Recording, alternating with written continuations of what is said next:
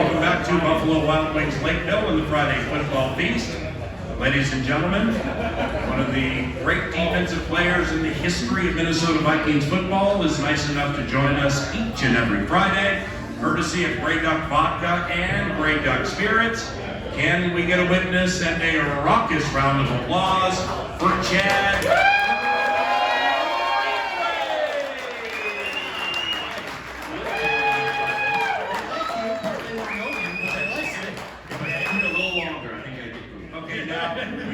You had the privilege of meeting the girl from the Gridiron Gospel who kicked off the show with the singing of the Star Spangled Banner. That's a Green Bay Packers fan. No. So what do you think of the Gridiron Gospel right now? I take back everything I said.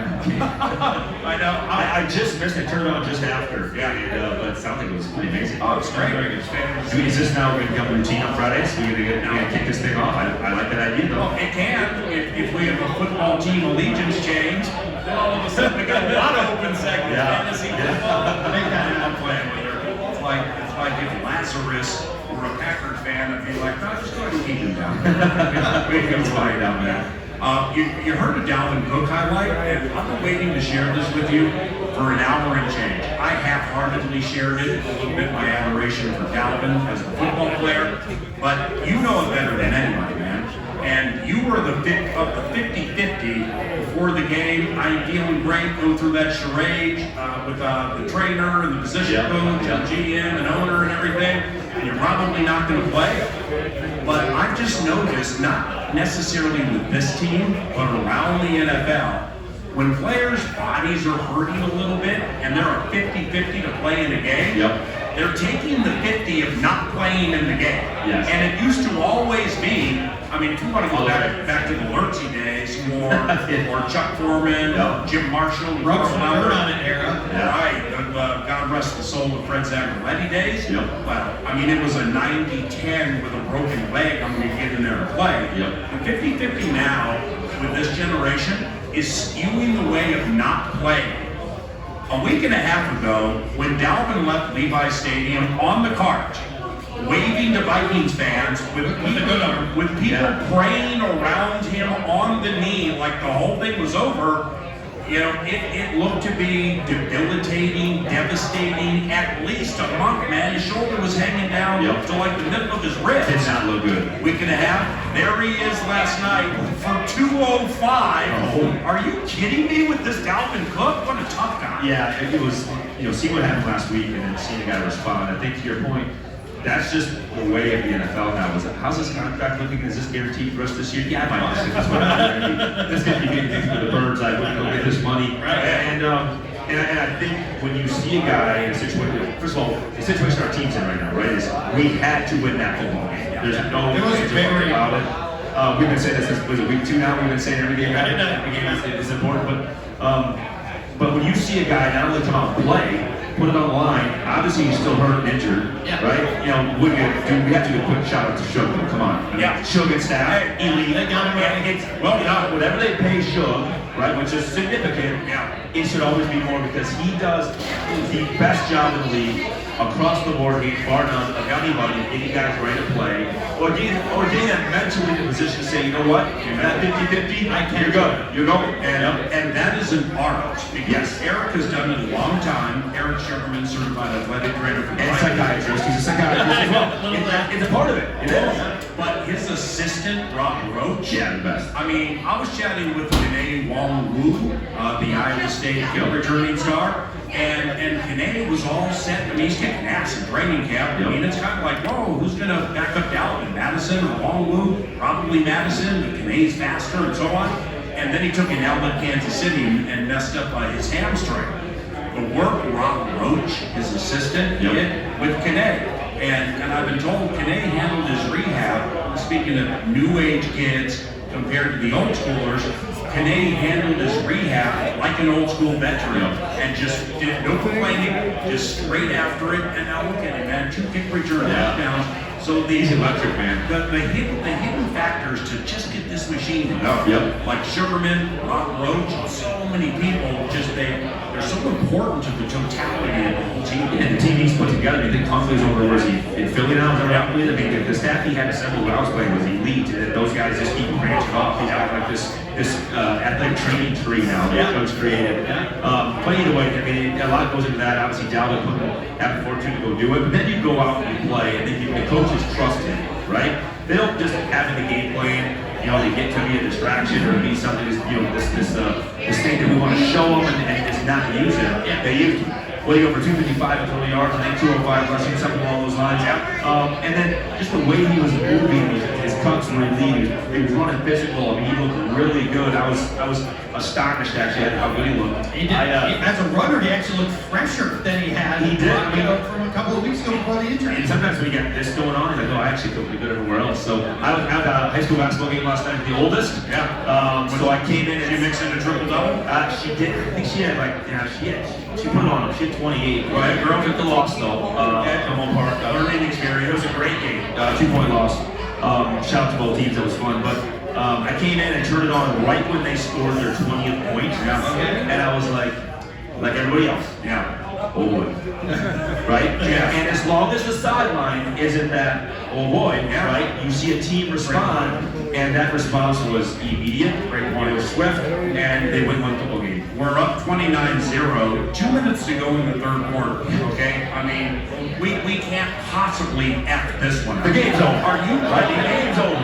And they scored 20 points in 6 minutes, 11 seconds of game time. And now all of a sudden it's like, are you freaking kidding me with this? I mean, are we like doing this purposely? Are we in cahoots with advertisers like Grey Duck Vodka? They had a $300,000 ad buy that only could get into the fourth quarter of Vikings games. So because Chad's one of us, we're going to keep these suckers close right to the end. Unreal. So South Dakota boy from Mount Vernon can get paid with that monster. Right. Do you think they go for one? When they scored that, I know, went for 2. They went for 2. It's a mistake. I often think that takes you mentally out of the game as the Steelers. They went over 2. But the Steelers in that situation, it's 29-20 at that moment. So if you take your extra point, you have to one score game. You have to have the 2 eventually, but when you miss the 2, now you make it a 2-score game, right? And you had the chance to make it a 1-score game, right? And again, I just think you got to look back at that decision. Not the points are one thing, but it's the mental approach of saying we're 1 score away from coming back in this thing. And listen, those Steelers needed that win. Right, for a lot of reasons, right? I mean, and then at the end of the game, and we're watching that last play, Roethlisberger makes that throw, and I know he's retiring. At least it sounds like that's what's going to happen. Oh, he's retiring. If you saw that throw from the back angle behind him, it was an incredible throw. I know. 3 elite defenders around him, and Harry, I think Harry actually knocked the ball out before the hit, and that's really kind of how Jarbo lose. But that throw, my wife was like, wow. The anticipation. Yardermood had not even thought about breaking it. It had a vapor tail coming out the back. It was just stupid. So we avoided it. We get the dub. Move on. You know what? No way to remember how we win the game. You just put it in the column and move on, baby. Take that extra 3 days. Put your feet up. Let me tell you what you missed in the first half offensively.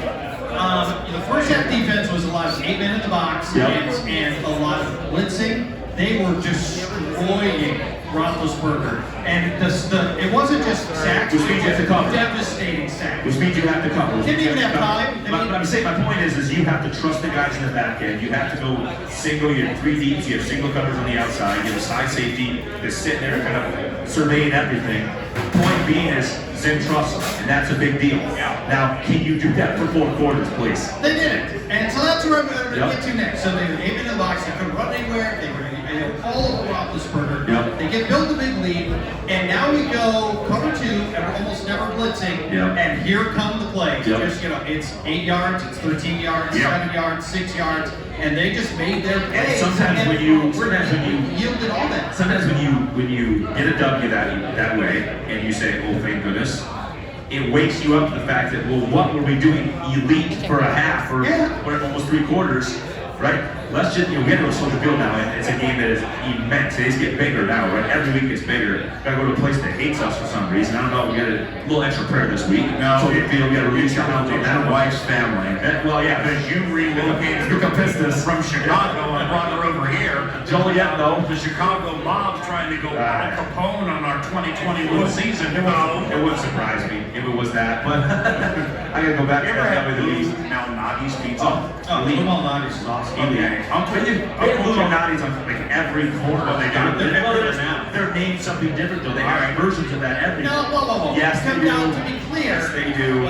Yes, they do. You're framing this all. Lou Malnati's is the top. Lou Malnati's. There's like a dozen Lou Malnati's around Chicago in the summer. Yep. But there are a lot of other deep dish places in Chicago, but they're not Lou Malnati's. Lou Malnati's is elite. It's one. And then there's all these 1As, 1Bs, 1Cs that are still elite, but they're not Lou Malnati's. Well, I've never been to Lou Malnati's. That's an L. Uncle Jimmy of Continental Island. Every so often, I will get a box to my house. Oh, yeah. That has 6 Lou Malnati's, pepperoni, sausage, spinach, which is phenomenal. Like 40 minutes at $4.25. Holy cow! That's the frozen bin too. That sucker is good. That's a massive drop off from the house. Like He's right. We've got that. We've had that same box shipped to the house. It's elite. Yeah, no, It's gotta good. go. It's Gotta good, go but live action. it's not fresh. It's next week. You gotta go. All right, that's Chad Greenway, one of the great tacklers and defensive players in the history of Minnesota Vikings football. We are chatting Minnesota Vikings and the victory over Pittsburgh, Mid-Season NFL, and much more with Chad Greenway, courtesy of Grey Duck Vodka and Grey Duck Spirits. I'm sure they are out and about today and or this weekend, and we will see exactly what's transpiring with Grey Duck Vodka and continue the conversation from Buffalo Wild Wings in Lakeville. You're listening to the Friday Football Feast at FM 100.3 KFAN.